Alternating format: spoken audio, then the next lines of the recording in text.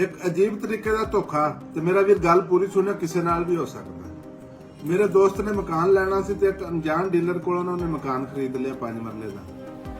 ते उस मकान का अगर किराए ते देंदे ना तो 10,000 रुपया कम ज्यादा तो ज्यादा उहदा किराया मिलना सी। ते ओ बंदे ने 25,000 रुपये ते मकान किराए ते चाढ़ दिता डीलर ने। 3 महीने बंदे ने किराया दिता, चौथे महीने 5वें महीने 6वें महीने किराया नहीं, मेरा जी काम डाउन हो गया उन्होंने कहानियां सुनाउण लग पिया जेड़ा बंदा किराए ते सी। ਉਹ ਮਾਲਕ ਕਹਿਣ ਬੇਲੀ ਮੇਰਾ ਕਹਿਣ ਲੱਗਾ ਵੀ ਭਾਈ ਤੂੰ ਜੇ ਨਹੀਂ ਦੇ ਸਕਦਾ ਤੂੰ ਮਕਾਨ ਖਾਲੀ ਕਰ, ਮੈਂ ਕਿਸੇ ਹੋਰ ਨੂੰ ਦੇਣਾ। ਉਹ ਰੌਲਾ ਡੀਲਰ ਕੋਲ ਆ ਗਿਆ। ਡੀਲਰ ਨੇ ਕਿਹਾ ਭਾ ਇਹ ਬੰਦਾ ਗੰਦਾ ਜਿਹੜਾ ਮਕਾਨ 'ਚ ਬੈਠਾ ਤੇ ਤੂੰ ਇੰਜ ਕਰ ਪਰ ਆਪ ਮਕਾਨ ਵੇਚ ਦਿੰਨੇ ਆ। ਮੈਨੂੰ ਇਹਦਾ ਨਹੀਂ ਸੀ ਪਤਾ ਬੰਦਾ ਚਵਲ ਹੈ। ਡੀਲਰ ਤੇ ਨਾਲ ਰਲਿਆ ਸੀ ਉਹ ਬੰਦਾ ਜਿਹੜਾ ਮਕਾਨ ਦੇ ਵਿੱਚ ਬੈਠਾ ਸੀ। ਤੇ ਮੇਰੇ ਕੋਲ ਇੱਕ ਗਾਹਕ ਆ ਤੇ ਆਪਾਂ ਮਕਾਨ ਹੀ ਵੇਚ ਦਿੰਨੇ ਆ ਤੇ ਹੋਰ ਲੈ ਲਾਂਗੇ ਮਕਾਨ, ਕੋਈ ਗੱਲ ਨਹੀਂ, ਤੇ ਤੈਨੂੰ ਪੈਸੇ ਚੰਗੇ ਵਟਾ ਦਿਆਂਗਾ। ਉਹਨੇ ਕਿਹਾ ਚਲੋ ਠੀਕ ਹੈ ਭਾ ਤੂੰ ਵੇਚ ਦੇ। ਇਹਨੂੰ ਸ਼ਰੀਫ ਬੰਦਾ ਸੀ। ਉਹਨੇ ਮਕਾਨ ਦਾ ਸੌਦਾ ਕਰ ਦਿੱਤਾ, ਇੱਕ ਪਠਾਨ ਨੂੰ ਅੱਗੇ ਕਰ ਦਿੱਤਾ ਵੀ ਇਸ ਬੰਦੇ ਨੇ ਨਾ ਮਕਾਨ ਆਪਣਾ ਜਿਹੜਾ ਨਾ ਖਰੀਦਦਾਰ ਬਣਾ ਦਿੱਤਾ ਪਠਾਨ ਨੂੰ। ਉਹ ਸੌਦਾ ਹੋ ਗਿਆ ਮਕਾਨ ਦਾ।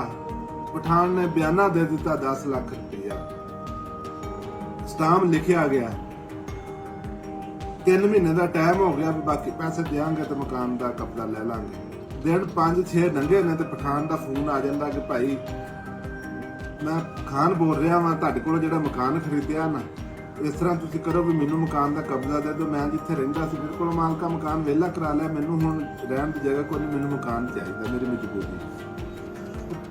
ਦਿੱਲੀ ਮੇਰਾ ਕਹਿਣ ਲੱਗਾ ਭਾਈ ਠੀਕ ਹੈ ਤੇਰੀ ਮਜਬੂਰੀ ਆ, ਤੂੰ ਪੂਰੀ ਪੇਮੈਂਟ ਮੈਨੂੰ ਦੇ ਤੇ ਮਕਾਨ ਦਾ ਕਬਜ਼ਾ ਲੈ ਲਾ, ਉਸ ਤੋਂ ਪਹਿਲੇ ਮੈਂ ਕਬਜ਼ਾ ਨਹੀਂ ਦੇਣਾ।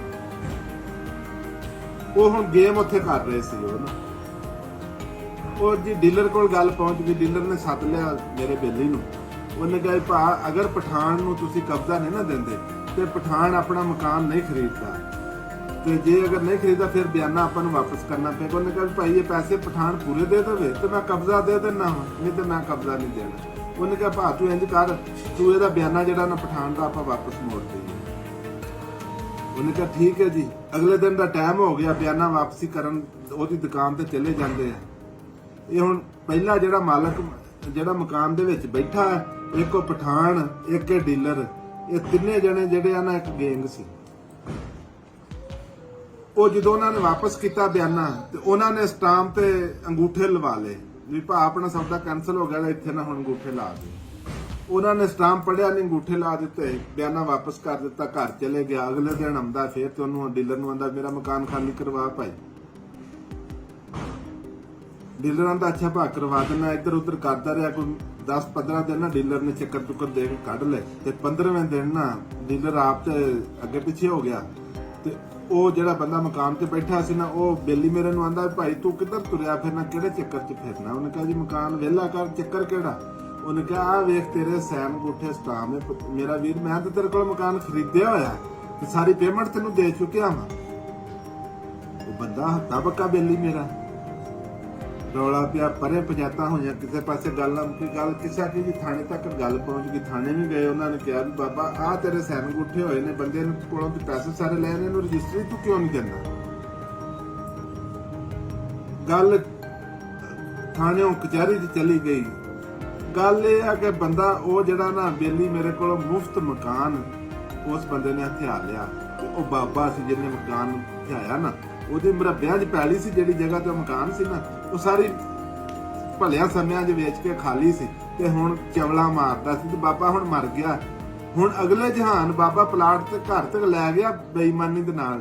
ਅਗਲੇ ਜਹਾਨ ਪਤਾ ਨਹੀਂ ਹੁਣ ਉਹਦੇ ਨਾਲ ਕੀ ਹੁੰਦੀ ਹੋਣੀ। ਤੇ ਮੁੰਡੇ ਉਹਦੇ ਇੱਥੇ ਮੁੱਛਾਂ ਨੂੰ ਵੱਟ ਦੇ ਕੇ ਨਾ ਤੇ ਚੌਕਾਂ 'ਚ ਖਲੋਂਦੇ ਨੇ ਅਜੇ। ਮੇਰਾ ਵੀਰ ਕਿਸੇ ਨਾਲ ਬੇਈਮਾਨੀ ਨਹੀਂ ਕਰਨੀ ਚਾਹੀਦੀ ਤੇ ਇਸ ਤਰ੍ਹਾਂ ਦੇ ਲਾਲਚ ਆ ਕੇ ਨਾ ਕਦੀ ਵੀ ਨਾ ਫਸੋ ਮੇਰਾ ਵੀਰ। ਆਪਣਾ ਸੋਚ ਸਮਝ ਕੇ ਨਾ ਜ਼ਰਾ ਜਦੋਂ ਵੀ ਕੋਈ ਪ੍ਰਾਪਰਟੀ ਖਰੀਦੋ ਤੇ ਸੋਚ ਸਮਝ ਕੇ ਫੈਸਲਾ ਕਰਿਆ ਕਰੋ। ਹਰ ਚੀਜ਼ ਪੜ੍ਹ ਕੇ ਤੇ ਫਿਰ ਸੈਨ ਅੰਗੂਠੇ ਕਰਿਆ ਕਰੋ।